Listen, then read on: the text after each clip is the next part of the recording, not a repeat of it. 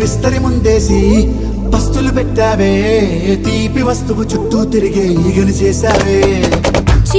సిగ్గలేని మొగుడు అంటూ మీదికి రాకుండా కంపెడి పిల్లలతో ఇంటిని నింపావే, సాపాదిండు సంసారాన్ని మేడెక్కించావే.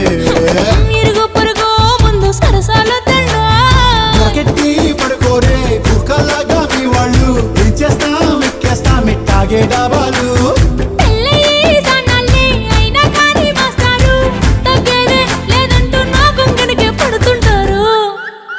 హే గోదారి గట్టు మీద రామసలకావే, గోరింట కెట్టుకున్న సందమామావే. కొత్తకొకేమో కన్నే కొట్టిందే, తెల్లారేలోగా తొందర పడమని చెవిలో చెప్పింది.